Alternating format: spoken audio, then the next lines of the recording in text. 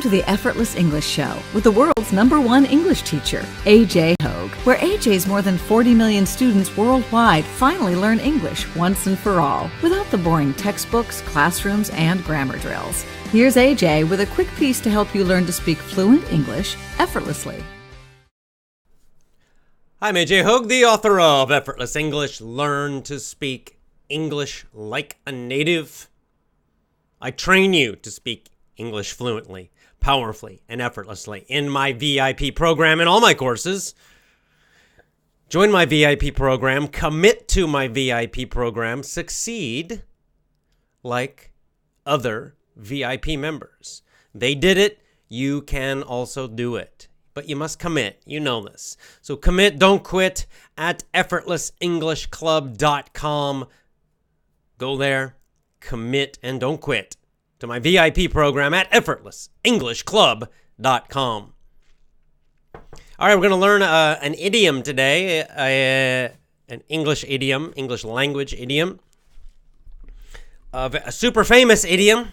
This one's really famous, very, very common, very famous, and it comes from the book, Aesop's Fables. I told you that many of the fables, the stories, in this book, that we have a lot of idioms in English that come from Aesop's stories. So these are old idioms, very, very old idioms. And many, many, many of them are still very common. You'll hear them all the time in movies and TV, in real conversations. And today is one of the very most common ones. It's called sour grapes. Sour grapes. So sour grapes is an idiom in English. We use it a lot. You know, he has sour grapes. You have sour grapes. You just have sour grapes. Very common. And where does it come from? In fact, I didn't realize it, but it comes from Aesop's stories. What else? A couple more updates. The business English course. We're uploading it now. So, hey, my team, my tech team, my website team is working faster than usual. Faster than I expected. Usually it's the opposite. Usually they are always much slower than I expect. So usually I say, the new course will be ready in 1 month. But really it's 6 months. So this time I'm trying to say, I'm doing the opposite. I'm trying to tell you a long time. Maybe end of the summer, my business English course will be ready. But now they are telling me they are working very fast and maybe it's going to be ready much sooner. We'll see, okay? Because usually there are some problems, some little technical problems. We have to test everything. So anyway, I'll let you know. But that business English course, it's called Business English Conversations. It's focused on, the topics are very much about career, jobs and careers. There's some great lessons about how to get a job, how to make a good resume, how to do a good job search so you get the best possible job, how to be good in job interviews, how to write a good letter to get a job. All of these things, these are very useful. And then after that, in your job, how to have a good career, how to make more money over many years, how to get better and better and better jobs. All the things you want in your business career, in your working career. Lots of good advice in there from myself and also from my dad.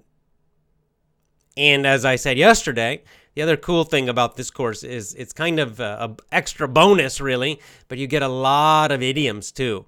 Simply because my dad naturally uses a lot of idioms when he speaks. So in our conversations together, he uses a lot of idioms. I realized when we were making the course, I was kind of surprised, actually. As we were making the course, I was doing the vocabulary lessons, and I realized, wow, Dad uses a lot of idioms. So it's a bonus. What else? Japan time, 4:30 a.m. Japan time. May 26. That's 2 days. Just realized that's just 2 days. I better send an email to Acharya just to double check everything and make sure he's ready for the interview. But anyway, I'll be in just 2 days. 2.5 days, I will do my interview with Acharya, and we'll talk about natural law. Natural law, one of my favorite topics, as you know, or dharma, the Eastern word dharma. Liga natural. It would something like that in Spanish probably. And in English, natural law, something like that. Dao in Chinese probably. But anyway, it's the same idea, and we'll be talking about that. This idea that there are these natural laws, the natural order, in all things in life and in the universe. Of course, we know physical laws, like physics, right? But there are psychological laws, there are spiritual laws, there are emotional laws, there are laws, a natural order, a natural way for learning a language, as you know, right? For learning English, and there are unnatural ways. Why is it important? Because when we know the natural law and we follow it in all areas of life, we get better results with less effort. So we're happier, everything feels easier, and yet we succeed more and get much better results, and we create good in the world. And when we do the opposite, when we go against the natural law, we have freedom to choose, and you can go against it. But when you go against it, you make everything in your life more difficult. You get worse results. Everything's more painful, more difficult, more frustrating, and you cause a lot of problems. So the simple example with English, right? If you try to use the unnatural way of schools, memorizing grammar rules and other textbook stuff, well, you're going against the natural way, the natural law, and you know that you're going to be frustrated usually. Most people are bored. The results are super, super, super slow and not very good. It makes everything much, much, much, much more difficult and less effective. And then the opposite, when you use a system like Effortless English that follows the natural law, the natural way, then everything happens faster, you improve faster, your results are better, it's more enjoyable, it feels easier. Everything becomes easier and better when you follow the natural law. This is true for learning English. It's also true for your emotional life. It's true in relationships. It's true in all parts of life.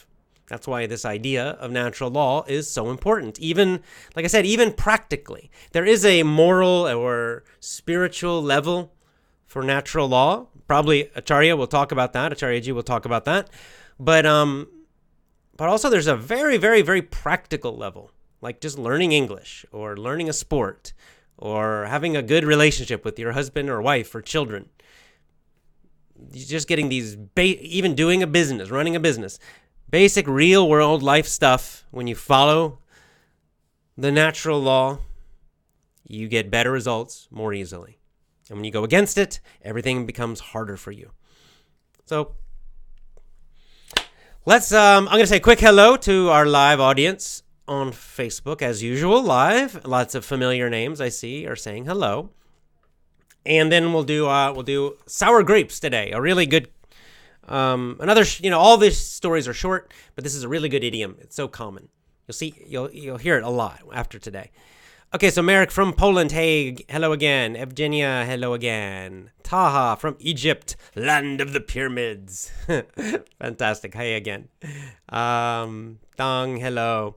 Utichai from Thailand, yes. Vietnam. Deepak Sharma from India, hello again. Saad from Iraq. Asma from Egypt also. Lots of Egyptians today. Mohammed from Egypt. Cameroon. Christelle. Oh, yes. Hi again, Christelle. Algeria. Donna, VIP member. Good job. Welcome. Ibrahim Kamal. Good to see you again. Myanmar. Yadanar. Very good. Ronan. Nice name. Kurdistan. Aram. Hello. Brazil. Kaka from Brazil. Hello. Amardeep. Hello. Kurdistan. Of course, as usual, Kurdistan. Czech. Vietnam. Somalia. Hello. Kurdistan. India. All right, let's get started right away. I agree. And Lisa. All right, let's do it. That's enough hellos for now. I'll come back at the end, of course. Read as many comments and questions as I can. But let's not wait too long. Let's get started. I'm going to read this now. Okay, here we go. Sour grapes. This is another story from Aesop, the ancient Greek storyteller. Sour grapes is the name of the story. Okay. A hungry fox, there are a lot of foxes in his stories. A hungry fox tried to reach some clusters of grapes, which he saw hanging from a vine on a tree. But they were too high. So he went off and comforted himself by saying they weren't ripe anyhow. And then last time I forgot to read the meaning of the story. Aesop actually at the end, he gives us a message also. So here's Aesop's message of this story. In the same way, some men, when they fail through their own incapacity, blame circumstances. All right, let's go back to the beginning. We got a few vocabulary words. Let's learn some vocab. Sour grapes, first of all, is an idiom in English. We usually say, you just have sour grapes. He has sour grapes. That's how we use the idiom. We usually say have or has sour grapes. And I'll teach you when and what situations to use the idiom in a minute. But let's just do the basic vocab first. All right, a hungry fox, right? Fox is an animal, tries to reach some clusters of grapes. Cluster of grapes. So cluster is a nice word. So grapes, right? Food, a fruit. A cluster is a group of something. It's a group of something that's together. They're close together. So when the grapes they're growing, right? They don't grow individually, not one by one, right? They're in a big group, a lot of grapes all close together. That's called a cluster. And we can use this with many things, not just grapes. You can have a cluster. You could say, a cluster of people even, right? It means there's a lot of people and they're all close together, all like maybe standing all very, very close together. In fact, it's also a verb, to cluster. To cluster means to gather together very close, very, very, very close together. So you might see people and say, they are clustered together. They are clustered together, meaning they are all, right, very, very close to each other, more than normal. Just like grapes, right? The grapes, right? It's kind of a classic. It's kind of, a lot at the top and kind of drops down. And there's, I don't know how many in a cluster, but maybe like 20 or 30 grapes, right? They grow in these clusters, these little tight groups. So a cluster is a tight group of things, anything. All right, so the fox, he looks up and he sees a cluster of grapes, a lot of grapes. They look really good. He's hungry. He saw them hanging from a vine. A vine is kind of it's what grapes grow on, right? Grapes don't grow on trees. They don't grow in bushes. They don't grow in the ground. It's a vine. It's like a long, thin, right? And it climbs up the side of a tree or climbs up a fence. That's called a vine. But what's the problem? He's hungry. He sees these delicious looking grapes. Ooh, they look really good. This cluster of grapes, this big group of grapes all together. He's hungry. He wants them, but there's a problem. They're too high. He can't get them. They're too high for him. So what does he do? He's hungry. He wants the grapes, but he can't get them because he's too short. They're too high. So he walks away and he comforts himself, makes himself feel better. He says, they weren't ripe anyhow. They weren't ripe anyhow or anyway. Ripe, what does ripe mean? R-I-P-E, ripe is an adjective, ripe. We use it for fruit, and it just means it's ready to eat, right? So you can imagine if you have an apple, if it's not ripe, an apple, if it's not ripe, maybe it's very, very hard. It's not sweet yet. It's not soft enough yet. You try to eat it, and it's too hard. It tastes terrible. It's not ready yet. It's not ripe. But later, with more time, the apple is ripe. It becomes softer and sweeter, and it's the perfect time to eat. It's the same like with a banana, right? If a banana is green, really like dark green, then it doesn't taste good. It's not ripe. It's not very sweet, and it is also kind of hard, difficult to eat. So you have to wait, and then the banana becomes yellow, kind of the perfect color, nice yellow. Now it is ripe. It's ripe. It's ready to eat. Ripe means ready to eat. So then you can eat the banana. It's fantastic.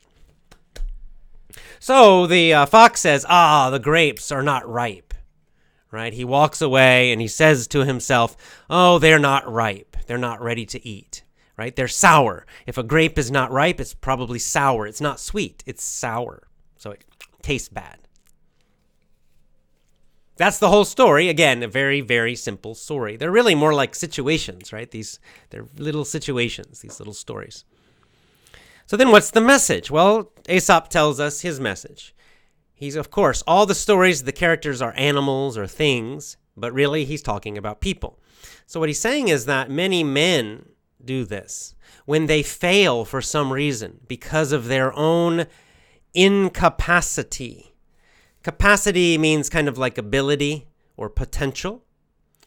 In makes it negative. So it means not skill, not ability, not potential, right? So the opposite. It means when men fail because it's their fault, because they're not good enough, right? Their incapacity, meaning they're not good enough, they don't have the skills necessary, right? The fox is too short. Problem is the fox is too short, so he can't get the grapes. It's not the grapes' fault. Grapes always grow on vines, and they maybe grow high sometimes. It's the fox's fault, right? If a tall person maybe could get the grapes, but the fox is too short. It's his incapacity. It's his inability, right? Not ability, not potential. And so he's saying that when men fail, often they will blame the situation. Instead of blaming themselves, instead of accepting their own failure, yes, it was me, I was not good enough. Instead, a lot of men, they will blame the circumstances, right? They'll say, it was his fault. Oh, it was bad luck. Or, like in this situation, they pretend they didn't want to win. They pretend they didn't really want something. So, right, the fox, he really wants the grapes. They look good. They are ripe. They look delicious, and he's hungry. But he can't get them. So what does he do? He makes an excuse. Oh, I don't want them. Actually, really, I don't want them because they're not ripe yet. Oh, they're sour. Sour is that kind of tastes like a lemon, right? Most people don't like lemon without sugar, right? Just to eat a whole lemon. Just eat the whole thing. Most people don't like that. It's too sour. Well, the fox is saying, the grapes are just sour. They're not ripe. Of course, it's not true. It's a lie, right? He really wants them. They really look delicious, but he makes since he can't do it, he makes an excuse. Oh, I don't really want them. Oh, they're sour. They'll probably taste bad. I don't need them, actually. And then he walks away. And so Aesop's, of course, teaching us that, this is just a common thing that a lot of people do, where they want something, then they can't get it, some goal, but then they can't get it, they fail, and then they say, I didn't really want it, or it was just bad luck, or they blame something else. They're not honest. They're not honest. They don't say, I couldn't get it. I'm not tall enough to get it. I wasn't good enough. I failed. Most people don't like to be honest about their failures. Instead, they make excuses like the fox. So that's the message, and that's where the idiom, now let's learn the idiom, sour grapes. So imagine this. I'll give you a situation. When do you use this idiom? Let's say this is a common one. There's a boy, and he's with his friends. Let's say he's 16. He's a teenager. He's 16 years old, and he likes a girl. He sees a girl in his class, and it's very obvious. His friends know that he likes the girl. He's like, yeah, that girl looks, she's nice. I like her. I'm going to ask her for a date. So he goes and he talks to the girl. And the girl says no. She says, no, no, thank you. I don't want to go out with you. I don't want to date with you. And then the boy comes back and his friends say, what happened? And the boy just says, actually, she's not very pretty. I don't really want to go out with her. I really don't want to date with her. And then the friends, if they're real friends, if, they know the real situation, they know what happened, they might say, you just have sour grapes. Or they might say, that is sour grapes, right? Meaning what he said. That's just sour grapes. You have sour grapes.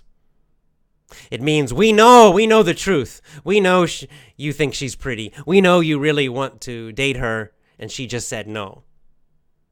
We know you're just pretending that you don't like her because you failed to get a date. You have sour grapes.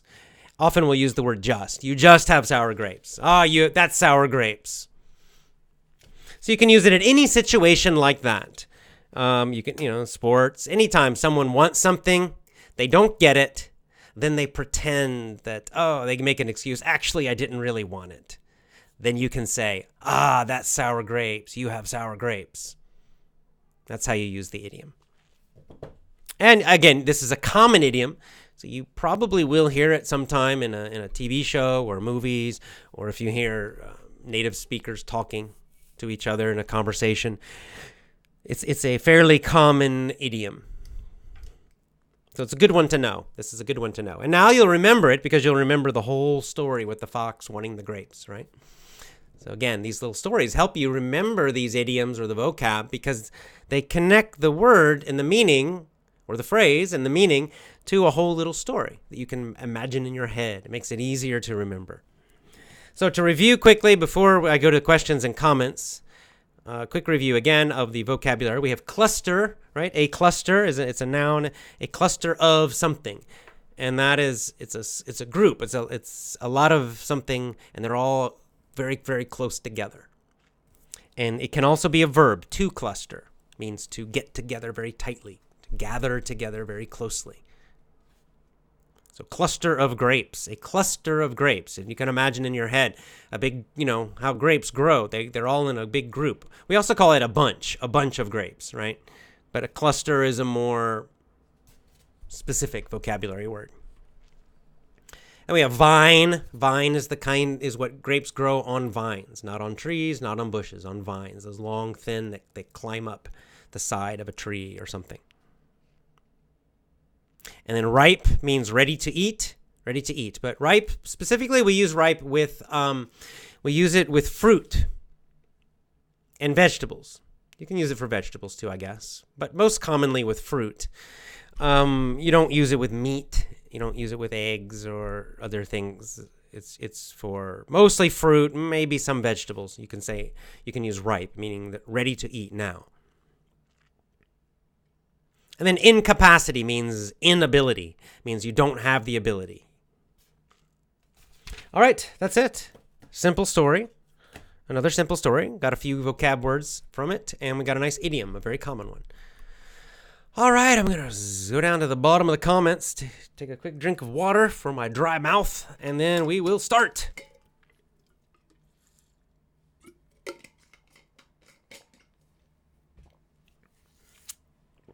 All right, here we go.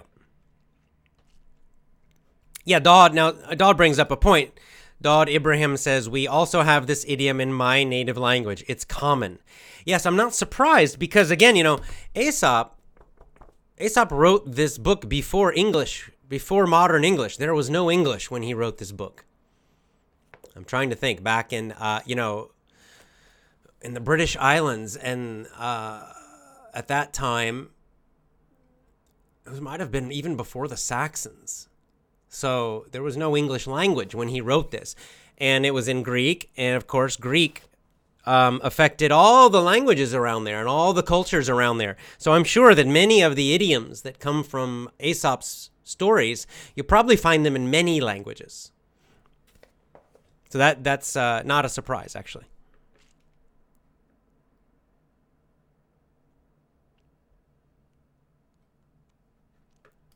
Saif says, I'm almost finished with Power English. What course do you recommend other than VIP? Should I start with Real English? Yeah, do that. Do Learn Real English. LearnRealEnglish.com is a very good one. That's a great course. And it's more advanced. That's a good advanced course. Cleefy, good to see you. Cluster, you spelled that correct, Asma. Thank you. I'll put it on the screen very quickly for if you're watching the video. C-L-U-S-T-E-R. Cluster. It can be a noun. It can be a verb.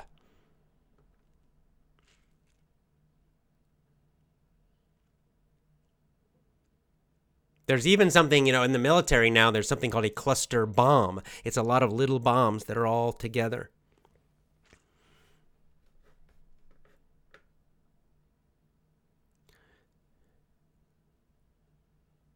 Okay, Mohsen says here's some Persian idioms that are similar in meaning.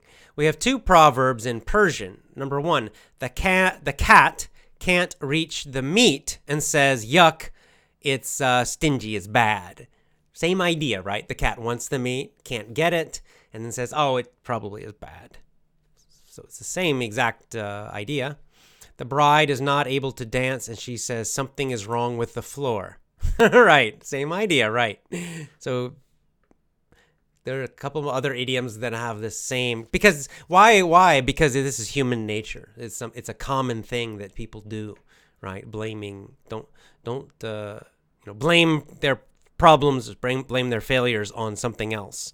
It's such a common situation. So we have these idioms. Rajesh from Indonesia says, hi from Indonesia. You're a great teacher in the world. Unfortunately, most people don't see it. Hopefully you and your wife and new babies are always happy. Thank you. Very nice. Thank you.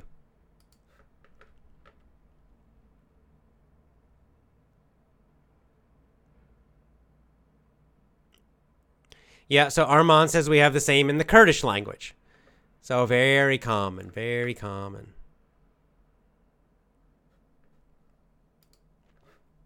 Dinah says it's so difficult sometimes to admit our failures, right? Our flaws. Yeah, our flaws. Exactly right. It is difficult because it's painful to realize, right? Nobody likes it. That's why it's a common situation. Because already when you fail, it already feels bad, right? It doesn't feel good. But then to fail publicly is especially painful, and to say, oh, everybody sees you. Everybody knows you failed. Now you also feel embarrassed.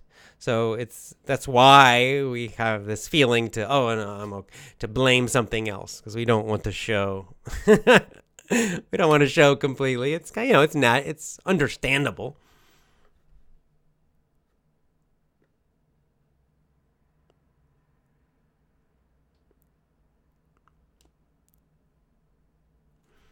All right, let me go down to the bottom again. We got more people typing.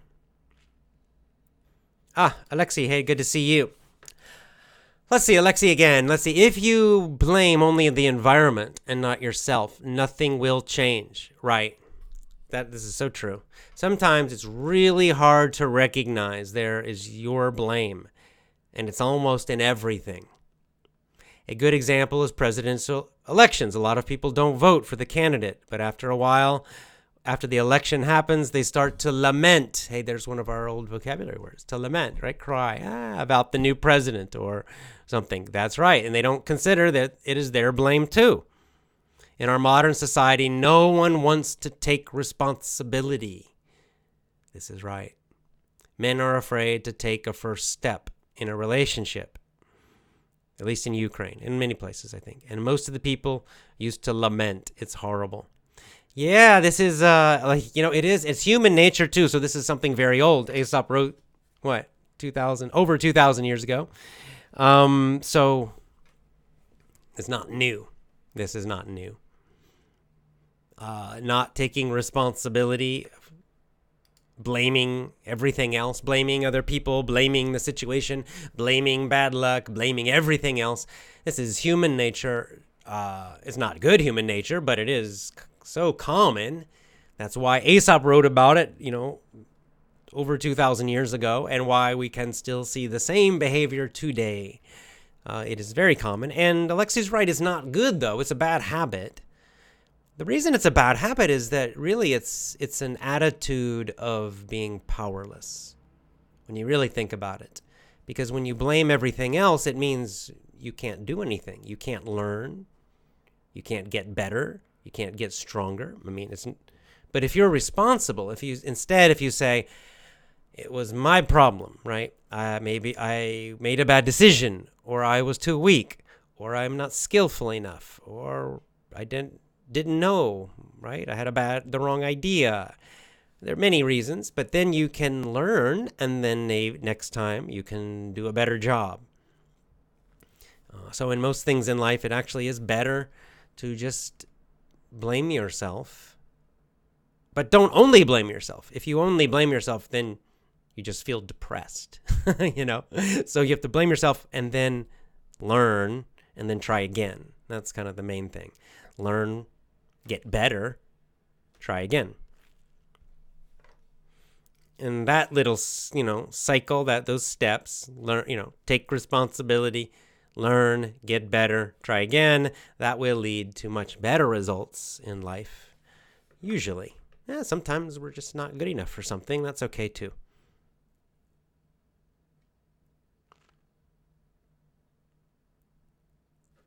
Yeah, so this is a great Merrick with a nice comment.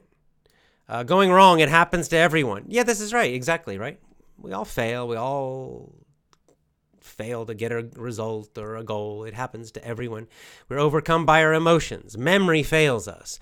We are lost in a professional life and personal life. Some people think admitting a mistake is a sign of weakness, but to admit to the mistake and to apologize can only be the great spirit. Yeah, right. This is the good thing. We see, because this is an idiom, because it's so common, it means that it happens to us all. We all make mistakes. We all do stupid things sometimes. We all have blue-pilled sometimes in life. And so there's really no shame. There's no shame in just saying, yeah, I was wrong. Yeah, I was foolish. Yeah, I failed. Yeah, I like that girl. She said no. That sucks, but oh well. Can't control someone else. At least you tried. So there's no point in feeling all terrible about it, as long as you learn.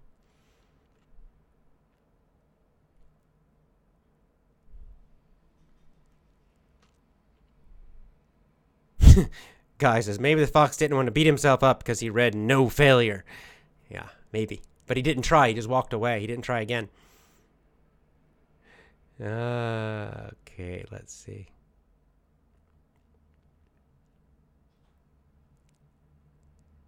Yeah, defense mechanism. If you want a psychology phrase, Muhammad Mosa says this is called a defense mechanism. In psychology, it is what they call it.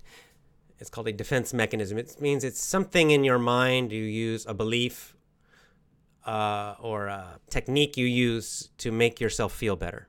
So you don't feel pain, so you don't feel embarrassed. And so you're right, yes, it is. That's what they call it in psychology. Yeah, Hamid says, this idiom also goes with money. Sometimes we justify that we don't want to be wealthy, when in fact it's because we believe we can't get it. That's very common, you're right. A lot of people will say, oh, I don't care about money. Oh, I don't care. But really, they're just afraid to start a business or to do something. Really, when you look at their life, they're actually very, very, very stressed about money all the time. So they actually care about money a lot, right? Now, some people really don't care about money. And you can tell, you look at their life, they live simply, they're happy, they're not stressed, which is fantastic. But some people actually, like you're saying, it's sour grapes. They actually do wish they were rich, but they think they cannot do it, and so then they say, oh, actually, I don't want money. That's the exact sour grape situation. So you could use the idiom in that situation.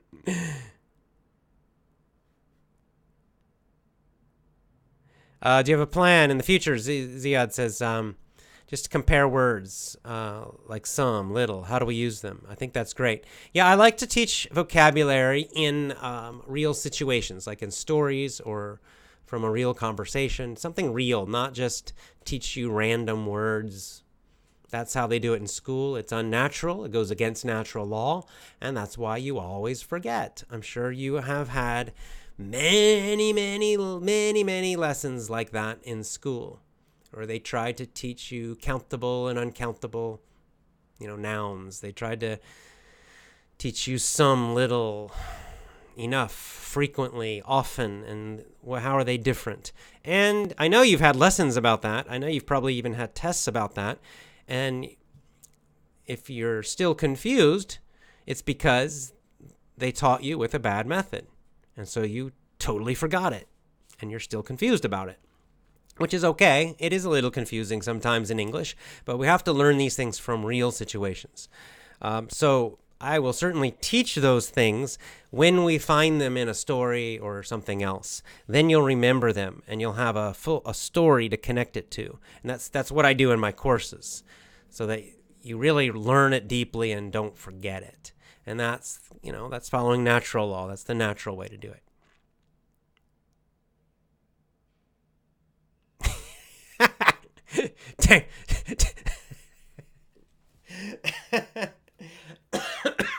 This is a funny comment. Dana says, when a Kurdish boy gets rejected by a girl, he makes a page, like a web page, and starts swearing at politicians or becomes strongly religious. It's funny because it's true. Not just Kurdish boys, right? It's the kind of sour grapes. This is called what would we call that? Maybe it's a kind of projection. But it's another way people deal with failure. Is they'll instead of getting angry at themselves, instead of being angry at the person who did something, they focus their anger on someone else or something else that is not really connected. So they're angry about the girl saying no, but then they start yelling about, politics or money, or they yell at their parents or something that's not connected to the girl. It's also human nature. It's a common thing. Basir says, hello from Afghanistan. Your advice is really helpful for learning English. Appreciate it. Thank you. Thank you. Afifa with an interesting idea. Hi from Kurdistan. I like to know about other people's cultures, as knowing culture means knowing language. Yeah, they're connected. Culture and language are, culture. Language is part of culture, right? It's part of your culture.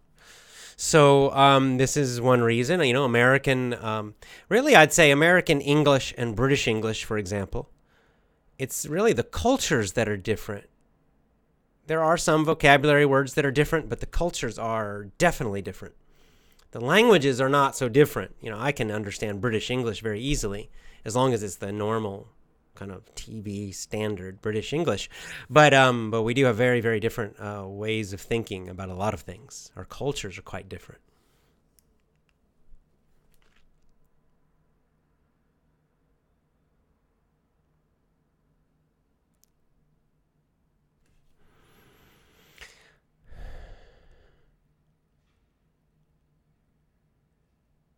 Speaking of, Thu says, how can I change my American accent from the British one?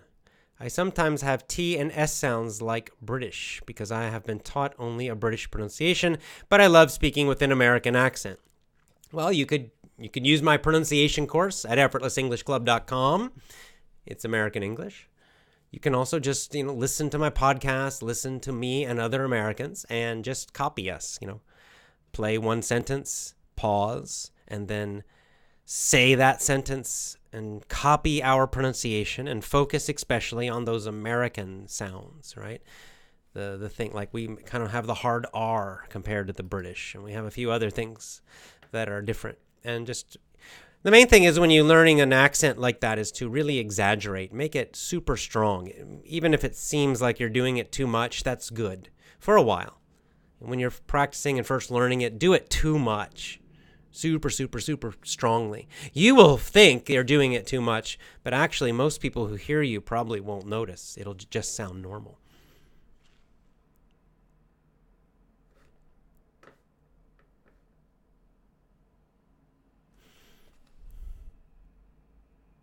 Christelle, with a good point, shame especially prevents us from telling the truth. Yeah, it often is, right? It's often the shame, the embarrassment, where we're like, like the boy example. His friends watch him, and he asks the girl. She says no. That's a very embarrassing situation. I mean, nobody likes that, all right? No guy likes that situation. It is very embarrassing, right? So of course, it's very natural to want to make an excuse in that situation. It's hard not to, because you're already embarrassed. So yeah, it often is that. That's true. Hello from Senegal. Hey there, Mustafa.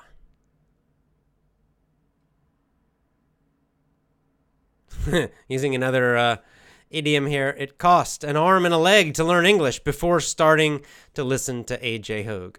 Right. Arm and a leg. Cost an arm and a leg means cost a lot.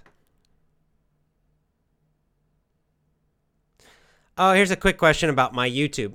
This is my first time to see you. You are really good. Well, thank you. Is there a specific order to watch your videos? No, not really. Just look at you can go to my blog or my YouTube channel and just look at the titles and watch something that looks interesting to you. There's no specific order you have to follow.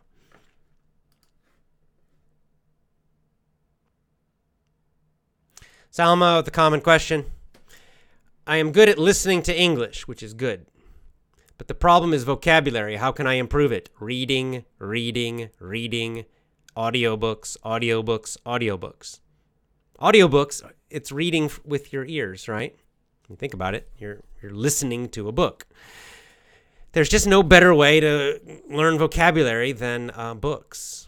And I don't mean not textbooks. I mean real books, storybooks, even nonfiction. So books, read the books with your eyes, right, normally, and also listen to audiobooks. And this is absolutely the best way. And that's according to my experience and also according to the research of Dr. Stephen Krashen and a lot of the research that he investigated himself. And I believe he's totally right about that. It's also more enjoyable. It's kind of a fun way to get vocabulary. Okay, so Mohammed Mosa again, I'm always blaming myself, and this gets me down most of the time. Yeah, right. So this is the danger. Now, this is the kind of bad side of blaming yourself too much. And this is why you also must, part of blaming yourself, you have to do the other steps. If you only blame yourself, then you start to feel, oh, I'm stupid. You lose your confidence. So that's not good. So you have to do the whole thing, all the steps. Blame yourself first. That's okay. Number 2, learn something, right? Learn something. Number 3, get better.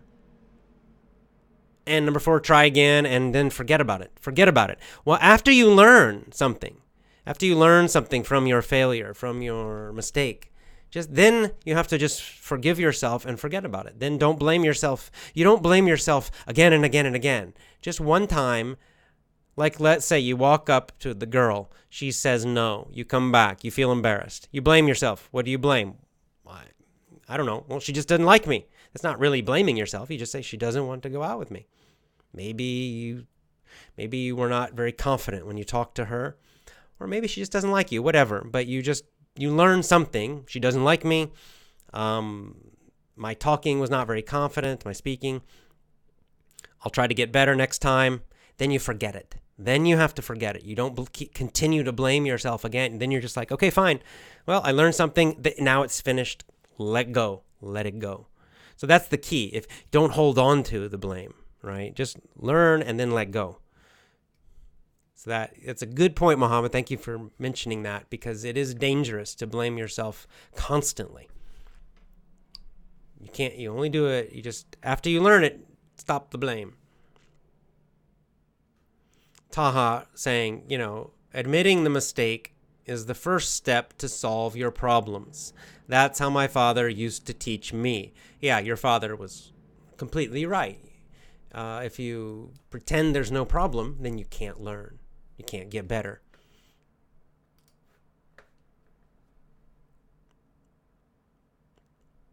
Van is... You guys are writing different idioms now. A bird in the hand is worth 2 in the bush. I realize learning English through idioms is very interesting. Yes, Van.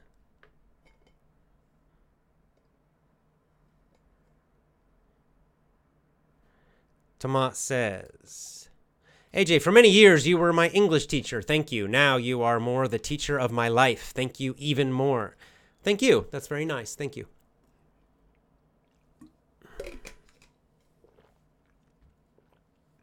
Soma says, hello, I'm a Moroccan girl. It's nice to see you. Happy Ramadan, and I like your lessons and pronunciation. Thank you very much. Happy fasting.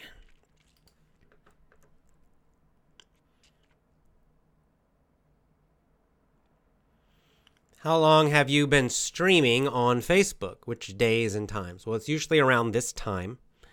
Not every day, but most days. I recommend follow me on Twitter or Gab because I announce my videos.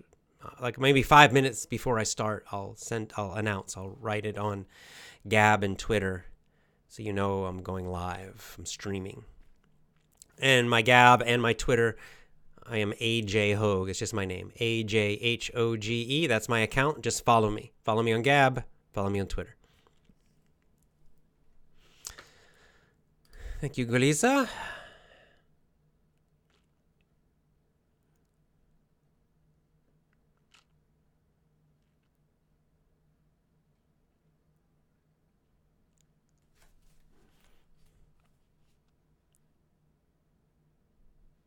Yeah, Mikhail says, it's easier to say I failed to our friends. Like Peter Gabriel sings, don't give up, you still have us. Yeah, good friends, you can do it, right? Because they'll support you. They might laugh a little bit, but they're just playing, right? They don't care. So yeah, you can kind of admit to your friends, just kind of, oh, well, and they might kind of, ha ha ha, laugh, and then, and it's forgotten, and it's no big deal. Those are good friends.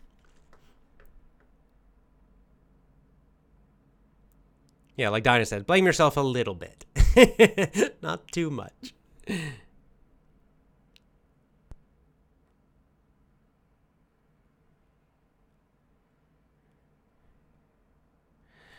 Hello from Spain, Rosario. Hello indeed. Hello to you.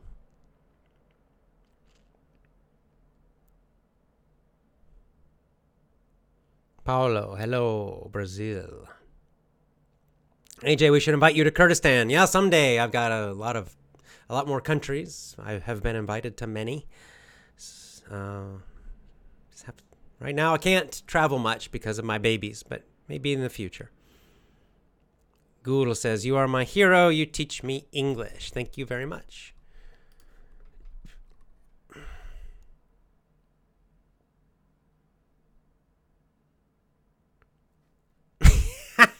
Vladislav, great. This is Russians are funny. In Russia, we don't have sour grapes, but we have a different phrase with a similar meaning. So this is a Russian idiom.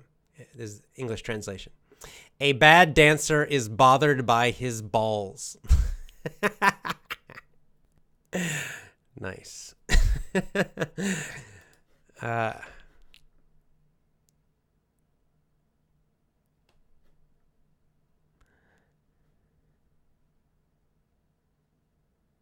All right.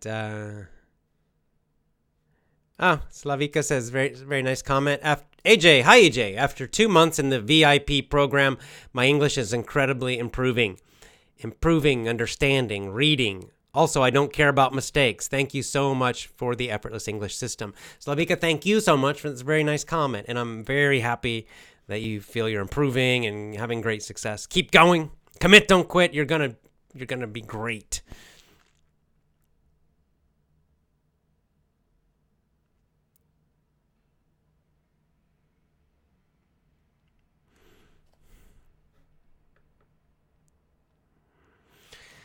All right, I'll answer this question again. I've answered this question many times, but for some reason, people really find this interesting or curious about this. AJ, is it correct to say especially as you do instead of especially? It is correct if you're American. Yeah, it's especially that k The K sound in that word is very, very, very common with Americans. Probably I'd say North Americans, so Canadians too. Canadians and Americans often, probably mostly, pronounce especially. We put a little K sound in there, even though it's not spelled. There's no K in the spelling, but I don't know. It's just American pronunciation. It feels more natural to us, especially.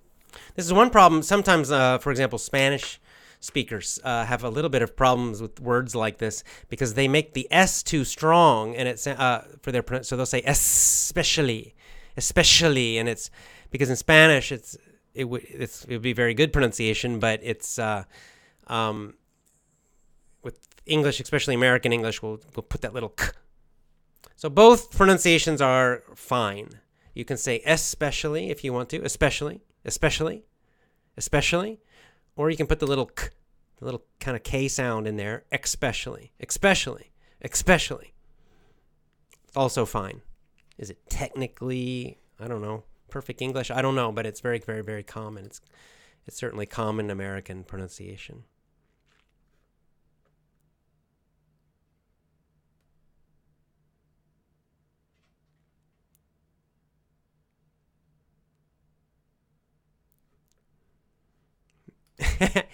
Lisa says, I once saw an employee at a workplace. He did everything to make his colleagues' life impossible and to be fired from his job. In the end, he was fired and he got sour grapes and he kicked himself, which is another idiom from football. Yep. Right.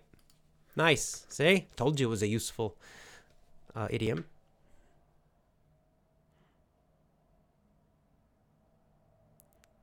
Min says, AJ, your style recently is kind of cool. Ha. Anyway, I love it. Looks quite young. Ah, thank you. I guess you're meaning my summer shirt.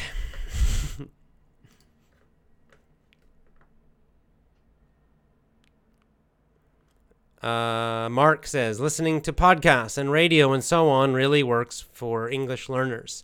Yeah, it can, as long as it's not too difficult. Another idiom from Shaima. My dad has two left legs. Does that mean like clumsy, I'm guessing?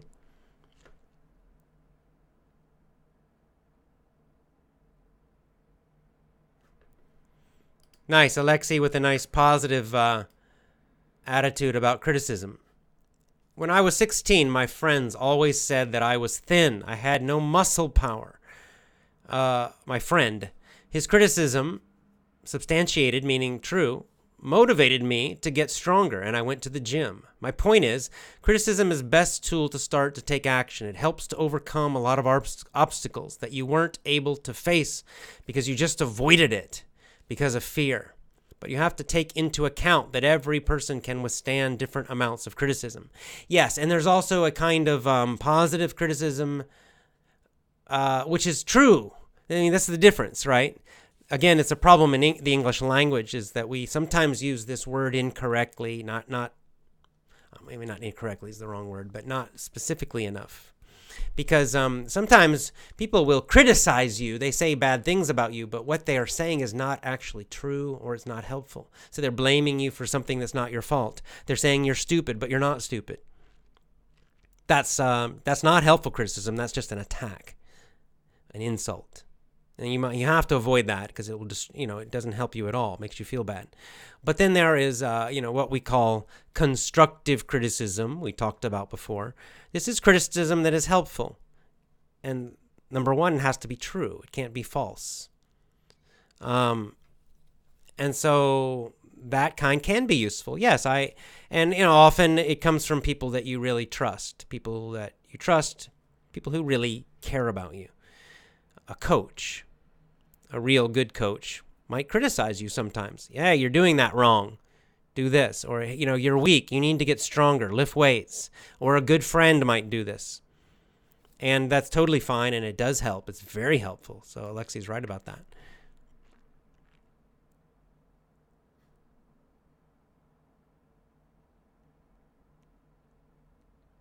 Anime says, effortless English is the best. Wah!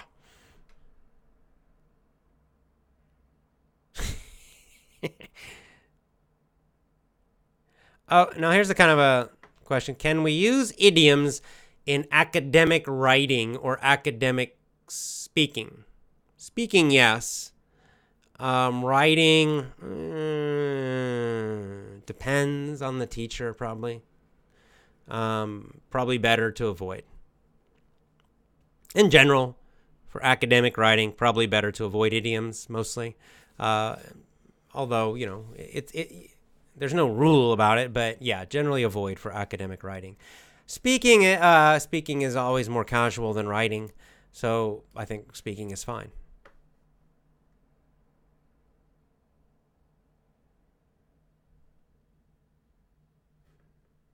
Yeah, Evgenia, being honest, saying about her own situation, I had this situation before. I didn't get a job.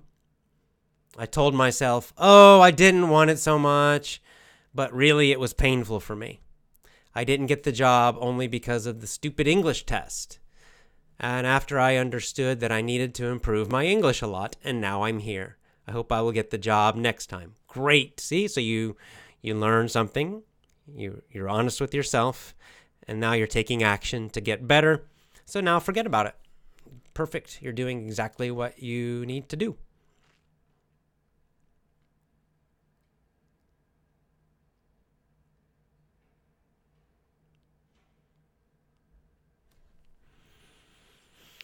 Okay.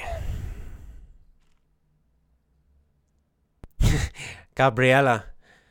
Walls have is another idiom. Walls have ears. Another idiom which has an almost exact equivalent in Spanish. Yeah. Walls have ears, meaning they can hear. Now we should say, phones have ears. Computers have ears.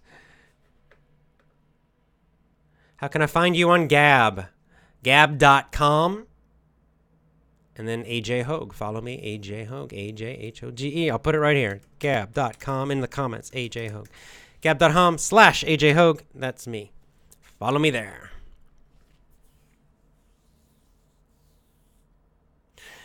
AJ, what do you think of the gold list method? I saw it on Steve Kaufman's channel. I don't know that method, honestly.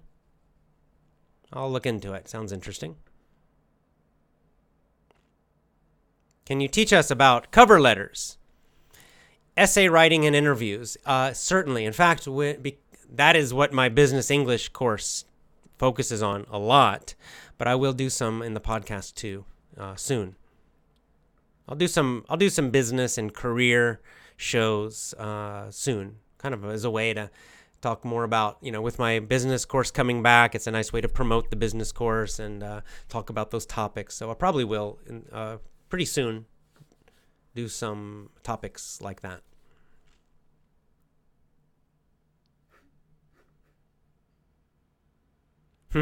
Taha says, I'm waiting for your business course on fire. Great. It's very good. Many people love that course. Love. And they were, that's why I'm bringing it back. Francois, hello. Good to see you again. AJ, have you ever been to Poland? I have not. I have never been to Poland. But, it's on my list. Lots of Effortless English fans and members and supporters in Poland. So I would like to go. Abra says, Power English is a fantastic course. Just incredible. Thank you, Abra. That's nice. Thank you.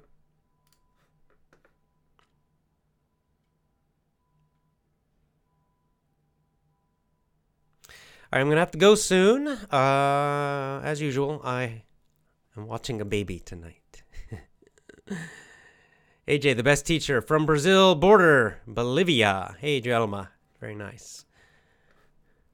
So you are in Bolivia on the border with Brazil, or you're in Brazil on the border with Bolivia?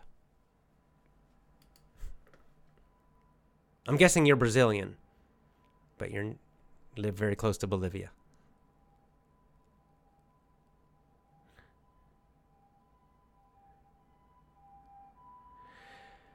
All right.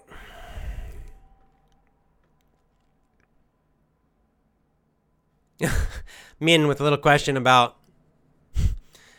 just the way, just spelling, really. AJ, Taoism or Taoism? So he's asking about the spelling of, so it's a Chinese word, Dao. But you will see it sometimes spelled with a T in English, T-A-O, Tao. And sometimes you'll see it spelled with a D, although less often you'll see it's D-A-O. But it's always pronounced duh with a D sound. So it's very confusing. It's spelled with the T, T-A-O, but then we say Dao. Why is it? Well, it's because it's not English.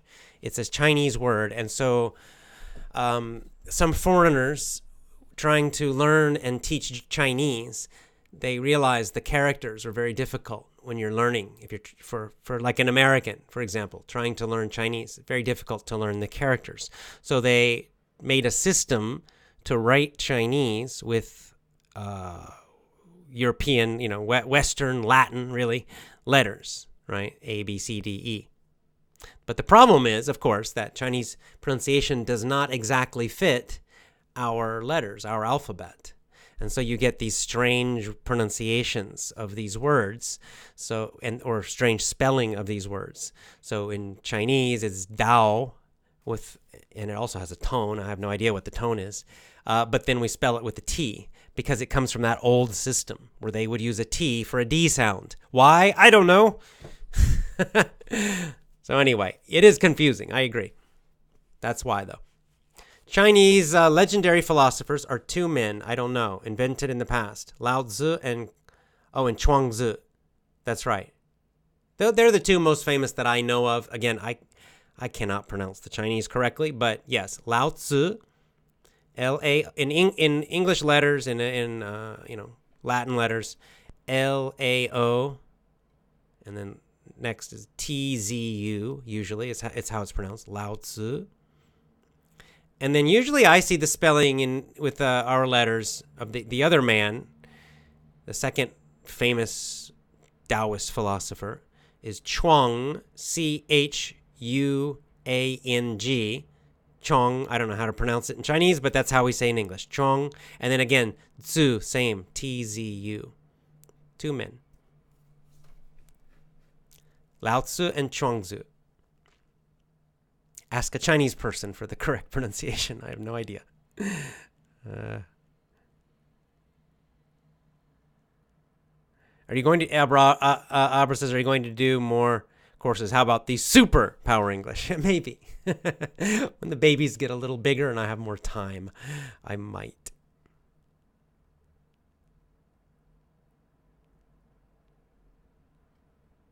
Oh, so a little frustration from Daud saying, hi, AJ, I'm sick and tired of this school teaching.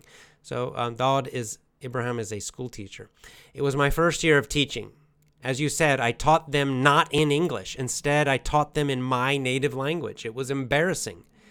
I have a plan to teach first grade 6 years kids next year, but all in English, not in Kurdish. What do you think? Should I blame myself for the school system? Well, it's the school system is the cause, but, it's fine to kind of blame yourself or take responsibility. You're doing it. And now you're saying you realize, okay, that sucked. That didn't work. I did that way and it's not good. So now I have a plan to do a better job next time. That's what you need to do. And I encourage you, for small children, lots of games, storybooks, TPR actions. You can do more research about all the different ways to teach it. Little kids. So you're speaking English most of the time. A little translation is no big deal. I'm not 100% against it. But 90% of the class, let's say, should be in English as much as possible. And that's how they're really going to learn. Evelyn, another VIP member, says, hi, AJ. I've been your VIP member for several months. I made huge progress, especially in listening and speaking. Thank you so much. I love you. Evelyn, thank you so much. And I always appreciate when VIP members or Power English members, share their success stories. So thank you. I'm really happy that you are having so much success. That's great. Tomas says, when are you coming to Poland? I asked you a long time on Gab. You said you'll come. I'll come someday, but I can't. Right now, I have a baby in the hospital, another small baby at home, so I can't travel right now, really. So we'll see. I would like to come to Poland. I'd like to visit Poland. Well, here's a very basic question, and then maybe two more, and then time to go. Donna says, podcast. What is a podcast? I forget. Some people don't know what a podcast is. A podcast, it's internet radio. That's the easiest way to describe it. It's like radio on the internet. So it's audio. But, radio, right? You turn on radio, you find the channel, the station, and then you listen. Well, a podcast is it's on the internet. So what do? You find the podcast page or app. You find it in an app usually. And then you play it and listen to it. So it's the same idea. There are lots of podcast apps. If you're doing it on a phone, most of them are free.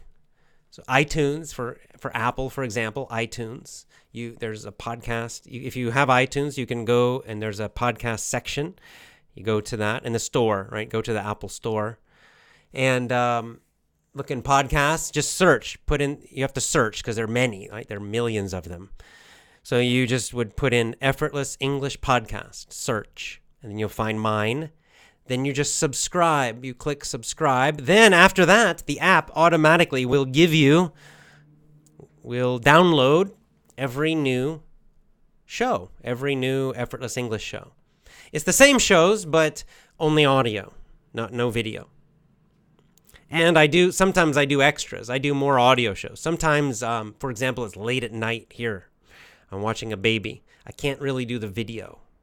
I don't want to turn on the lights. I don't want to make the baby wake up. So I'll just record an audio and put it on the podcast. So it's not on YouTube. It's not on Facebook. It's just only on the podcast. So iTunes is one, but there are many. There are probably hundreds of apps.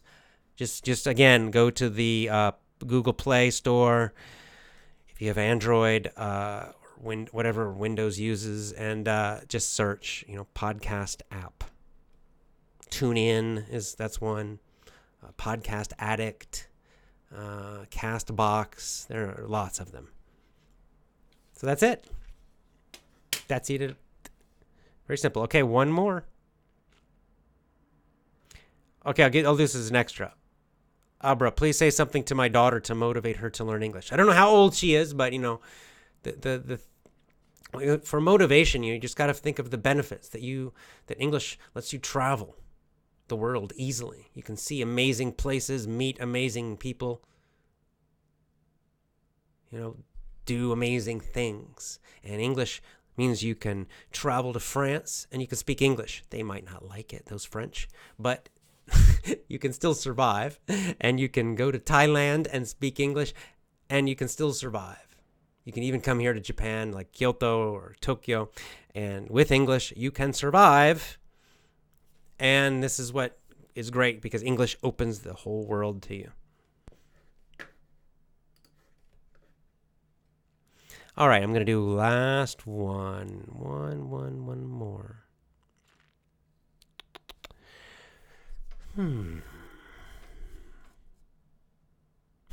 All the Poles are saying to come and visit Poland, visit Krakow. It is our jewel. Would love to.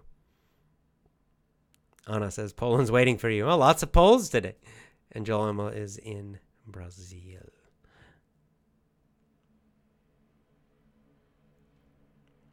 Christelle, have you asked if I've been to any countries in Africa? I have not been to Africa yet, and I also have not been to South America. 2 whole continents that I have not been to.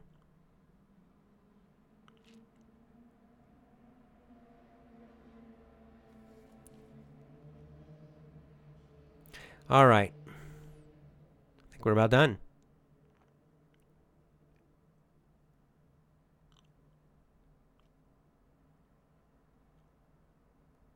AJ, you have a lot of fans from Poland. Personally, I live in Iceland now, but I am coming back home to Poland. Fantastic.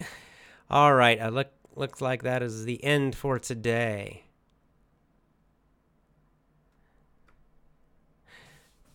Great. All right, guys, I think it's time for me to go. Sour grapes. Let's just quickly review today's story again. Sour grapes. We got a few vocabulary words. So sour grapes is the idiom, right? Sour grapes. When you want something, you fail to get it, or someone wants something, they fail to get it, then they pretend they didn't want it. They pretend they didn't want it because actually it's not very good. Right? We say they have sour grapes.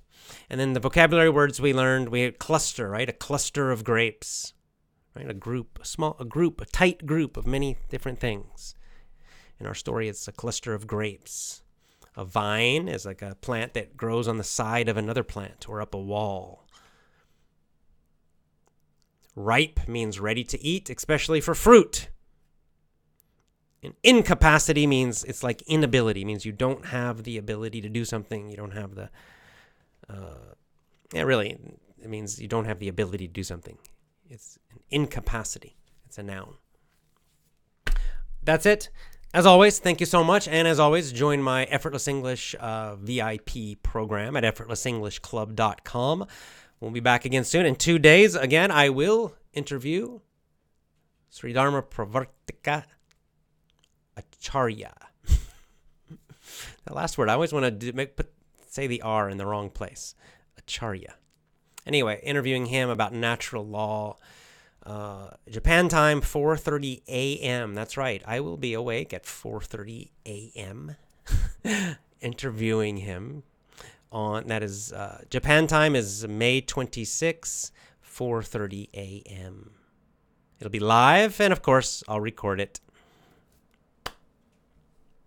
Tomorrow, we'll do our book club show. We'll do the next section of our book from Dale Carnegie tomorrow. All right, until then, lots of love to you. And as always, join my VIP program. Speak English fluently, speak powerfully, speak effortlessly. Get the results. Today, we heard a couple VIP members telling us their results that are very good. You too, when you commit, don't quit to my VIP program today at effortlessenglishclub.com. Go to effortlessenglishclub.com.